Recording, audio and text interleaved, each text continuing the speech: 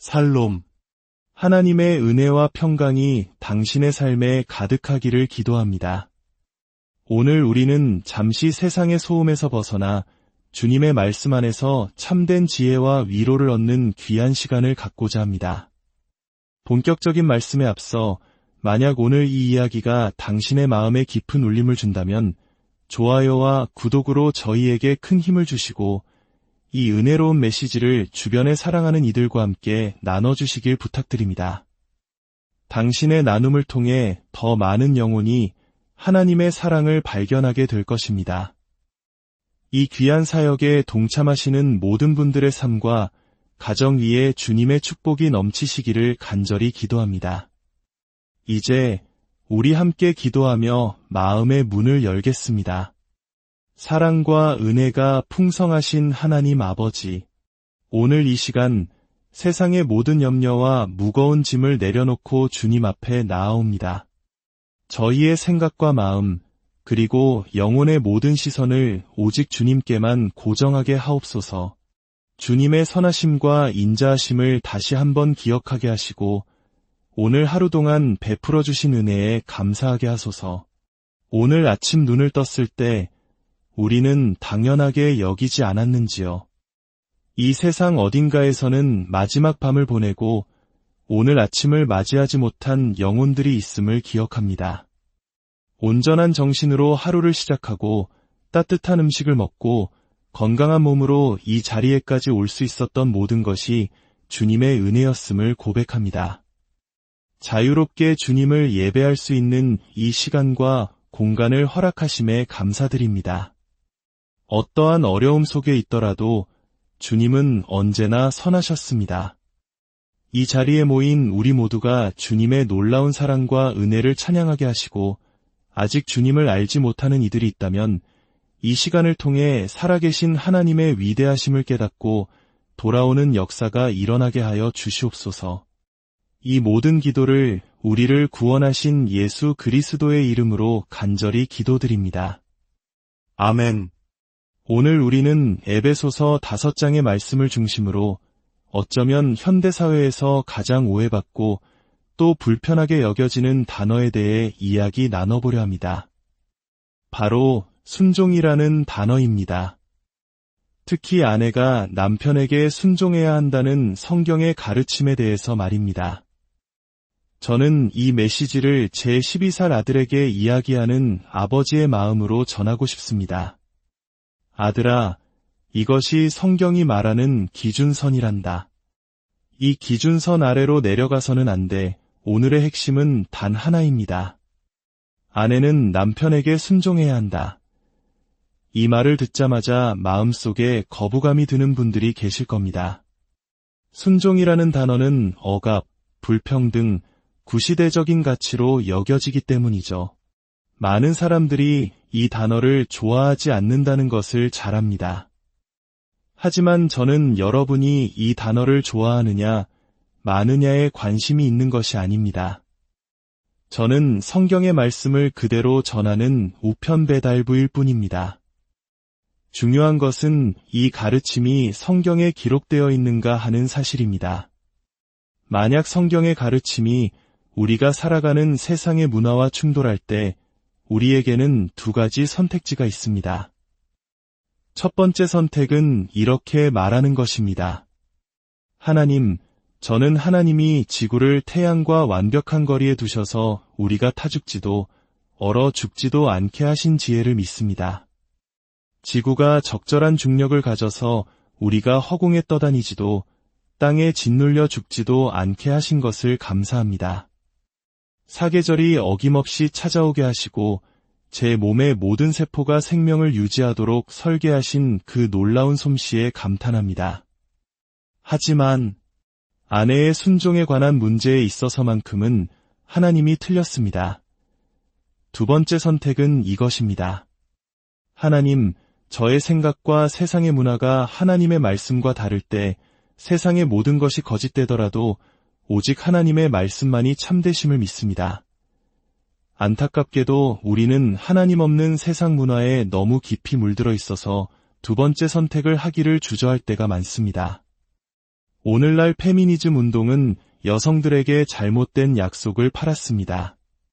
그들은 순종이라는 개념이 여성을 억압하는 낡은 족쇄이며 결혼 제도 자체가 본질적으로 여성에게 불리하다고 주장합니다. 그러나 성경이 말하는 순종은 세상이 말하는 굴종이나 억압과는 전혀 다릅니다. 에베소서 5장 22절은 말합니다. 아내들이여 자기 남편에게 복종하기를 주께 하듯 하라. 골로새서 3장 18절도 말합니다. 아내들아 남편에게 복종하라 이는 주 안에서 마땅하니라. 베드로전서 3장 1절은 심지어 믿지 않는 남편에게도 순종하라고 가르칩니다. 아내들아 이와 같이 자기 남편에게 순종하라 이는 혹말씀을 순종하지 않는 자라도 말로 말미암지 않고 그 아내의 행실로 말미암아 구원을 받게 하려 함이니 성경 곳곳에서 이 가르침은 반복됩니다. 그렇다면 성경이 말하는 순종의 진짜 의미는 무엇일까요? 첫째, 순종은 가치의 문제가 아니라 질서의 문제입니다. 순종을 의미하는 헬라어 휘포타소는 본래 군사 용어입니다. 스스로 다른 사람의 권위 아래에 자신을 두다, 즉 자발적으로 질서에 따르다라는 의미를 가집니다. 이는 한 사람이 다른 사람보다 더 중요하거나 우월하다는 뜻이 결코 아닙니다. 한국의 남성분들이라면 군대 경험을 통해 이 개념을 더 쉽게 이해하실 수 있을 겁니다. 군 경력이 10년 된 베테랑 상사가 있습니다. 그런데 이제 갓 임관한 10개월 차 신임 소위가 나타나 명령을 내립니다. 경험이나 능력 면에서는 상사가 훨씬 뛰어날지 모릅니다. 하지만 그 상황에서 상사는 어떻게 행동해야 합니까? 경례를 하고 명령을 수행합니다. 왜 그럴까요? 지휘체계, 즉 질서가 무너지면 군대 전체가 와해되기 때문입니다. 소위가 상사보다 더 가치 있는 사람이어서가 아니라 각자에게 주어진 역할과 질서가 있기 때문입니다. 결혼도 마찬가지입니다. 하나님은 남편과 아내의 가치가 동등하다고 말씀하십니다. 다만 가정이라는 공동체 안에서 질서를 세우기 위해 남편에게 머리의 역할을 맡기셨을 뿐입니다. 머리가 둘인 괴물이 없듯이 가정에도 질서가 필요합니다. 심지어 삼위일체 하나님 안에서도 질서가 존재합니다. 성자 예수님은 성부 하나님께 순종하셨습니다. 그렇다고 해서 예수님이 성부 하나님보다 열등한 분이십니까? 결코 아닙니다. 가치는 동등하지만 역할과 질서가 있는 것입니다. 둘째, 순종은 자발적인 선택입니다. 말씀드렸듯이 휘포타소는 강요에 의한 굴복이 아니라 자발적인 선택입니다. 그래서 남성분들에게 말씀드리는 것입니다. 당신은 아내를 순종하게 만들 수 없습니다. 만약 아내가 순종하지 않겠다고 마음먹으면 남편이 할 수 있는 일은 아무것도 없습니다. 순종은 아내 스스로가 하나님 앞에서 결단하고 선택해야 하는 인격적인 영역입니다. 이 질서가 왜 그렇게 중요할까요? 우리는 창세기 3장에서 그 답을 찾을 수 있습니다. 하나님이 세우신 본래의 질서는 하나님, 남자, 여자, 피조물의 순서였습니다. 그러나 타락의 순간 이 질서는 완전히 뒤집혔습니다.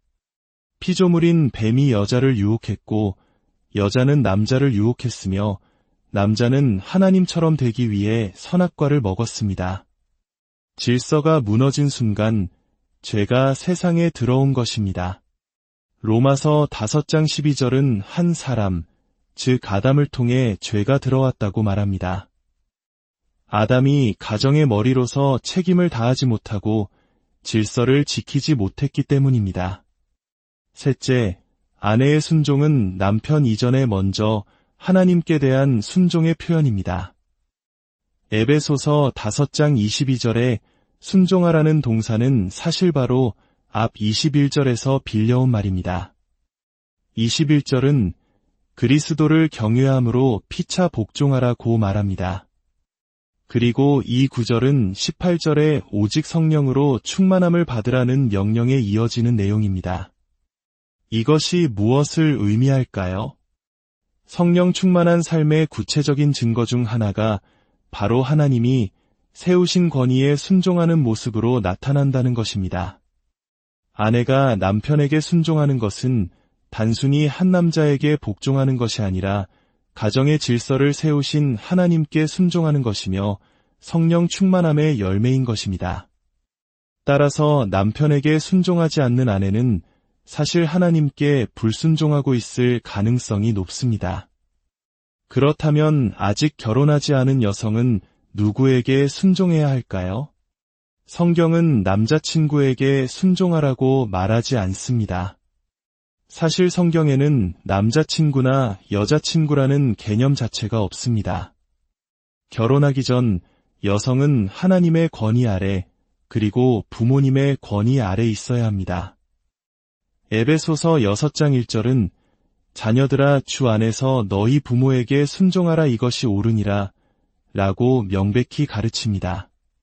남성 여러분, 이것을 기억하십시오. 만약 당신이 만나는 여성이 자신의 부모님께 순종하지 않고 무례하게 행동한다면 그녀는 결혼 후 당신에게도 결코 순종하지 않을 것입니다. 그녀는 부모님의 권위를 무시했던 것처럼 당신의 권위를 무시할 허점과 핑계를 찾게 될 것입니다. 부모님께 순종하는 것은 우리 문화에서 강조하는 효의 정신과도 맞닿아 있으며 이는 한 사람의 인격과 신앙의 성숙도를 보여주는 중요한 척도입니다. 마지막으로 여성은 성경적인 결혼의 그림에 순종해야 합니다. 세상은 여성들에게 당신은 모든 것을 가질 수 있다고 속삭입니다. 훌륭한 아내, 완벽한 엄마가 되는 동시에 성공적인 커리어 우먼이 될 수 있다고 말입니다. 하지만 성경적인 아내와 어머니의 역할이 얼마나 중요하고 많은 헌신을 요구하는지 깨닫는다면 우리는 모든 것을 가질 수 없다는 진실을 마주하게 됩니다. 제가 아내가 직업을 가져서는 안 된다고 말하는 것이 아닙니다. 오해하지 마십시오. 다만 성경은 가정이 여성의 최우선 순위가 되어야 함을 분명히 가르칩니다. 디도서 2장은 나이든 여인들이 젊은 여인들에게 남편과 자녀를 사랑하며 신중하며 순전하며 집안일을 하며 선하며 자기 남편에게 복종하게 가르치라고 말합니다. 이는 하나님의 말씀이 비방을 받지 않게 하려 함입니다. 잠언 31장에 나오는 현숙한 여인의 모습을 보십시오. 그녀는 부지런하고 지혜로우며 사업적인 수완도 있고 가난한 자를 돕는 자비심도 갖춘 놀라운 여성입니다. 그녀는 결코 무기력하거나 가치 없는 존재가 아닙니다. 그러나 이 모든 활동의 중심에는 자기 집안 사람들의 일을 보살피는 우선순위가 굳건히 자리 잡고 있습니다. 제 어머니는 17살에 저를 낳으신 미혼모였습니다. 홀로 저를 키우시기 위해 쉼없이 일하셔야 했습니다.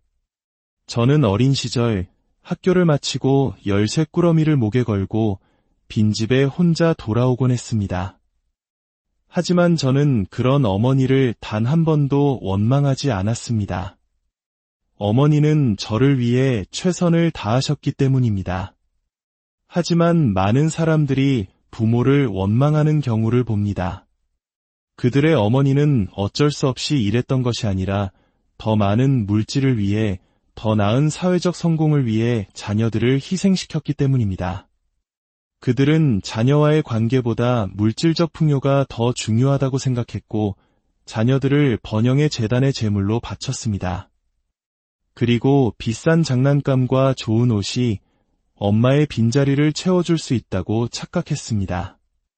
세상에서 한 여성이 자신의 가정을 돌보고 남편을 세우며 자녀를 양육하는 일보다 더 명예롭고 더 중요하며 더 칭찬받을 만한 일은 없습니다. 제 아내는 우등으로 대학을 졸업한 재원이었습니다. 하지만 그녀는 저와 아이들을 위해 자신의 경력을 기꺼이 내려놓았습니다. 가끔 어떤 사람들은 아내에게 당신의 학력이 아깝지 않으세요? 라고 무례한 질문을 던지곤 합니다. 그럴 때마다 제 아내는 흔들림 없는 눈빛으로 이렇게 대답합니다. 저는 지금 그리스도의 군사 3명을 양육하고 훈련하고 있습니다.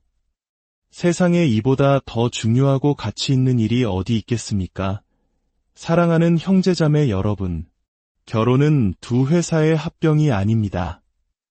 서로의 학벌이나 재력을 맞춰 수입을 극대화하는 사업도 아닙니다. 결혼은 그리스도와 교회의 관계를 이 땅에 보여주는 살아있는 그림입니다. 그 그림은 자신을 내어주시는 사랑으로 이끄는 남편과 그리스도께 하듯 기쁨으로 순종하는 아내를 통해 완성됩니다. 세상은 이러한 성경적 원리를 비웃을지 모릅니다. 하지만 세상의 결혼관이 어떤 결과를 낳고 있습니까? 우리는 그들의 비판에 귀 기울일 필요가 없습니다. 결혼을 만드신 분은 하나님이시며 결혼이 어떻게 작동해야 하는지 가장 잘 아시는 분도 하나님이십니다. 우리가 그분의 방식대로 살아갈 때 비로소 세상이 부러워하고 어떻게 하면 당신들처럼 살 수 있습니까? 라고 물어오는 진정한 행복을 경험하게 될 것입니다. 이제 함께 기도하겠습니다. 이 자리에 계신 여성분들 중에 오늘 말씀이 제가 지금까지 추구해온 가치관과 너무 달라서 마음이 어렵습니다. 하지만 이것이 진리임을 알기에 제 안에 변화가 필요합니다. 라고 고백하는 분이 계시다면 하나님께서 당신의 마음을 새롭게 하시고 진리 안에서 참된 자유와 기쁨을 누리게 해주시길 기도합니다. 또한 이 자리에 계신 남성분들 중에 저는 성경이 말하는 그런 남편이 되지 못했습니다. 하지만 이제부터라도 그런 남자가 되기를 간절히 원합니다. 라고 다짐하는 분이 계시다면 하나님께서 당신에게 지혜와 용기를 주셔서 가정을 사랑으로 이끄는 거룩한 리더로 세워주시기를 기도합니다. 혹은 성경적이지 않은 관계 속에서 수년을 허비하며 이제는 끊어내야 함을 알지만 그럴 용기가 없는 분들을 위해서도 기도합니다. 주님, 그들에게 결단할 수 있는 힘을 주시고 주님의 뜻 안에서 새로운 길을 열어주시옵소서. 마지막으로 오늘 이 결혼에 대한 이야기를 통해 우리를 위해 자신의 모든 것을 내어주신 신랑 되신 예수 그리스도의 사랑을 새롭게 깨달은 분들이 계시다면 그 놀라운 사랑을 인격적으로 만나고 주님과 깊은 관계를 맺는 은혜가 있기를 소망합니다. 이 자리에 있는 우리 모두가 하나님의 말씀 위에 굳게 서서 세상을 변화시키는 거룩한 남자와 여자로 그리고 견고한 가정으로 세워지기를 간절히 기도합니다. 이 모든 말씀, 우리를 사랑하시어 자신의 생명까지 내어주신 예수 그리스도의 이름으로 기도드립니다. 아멘. 주님의 이름으로 여러분 모두를 축복합니다. 평안한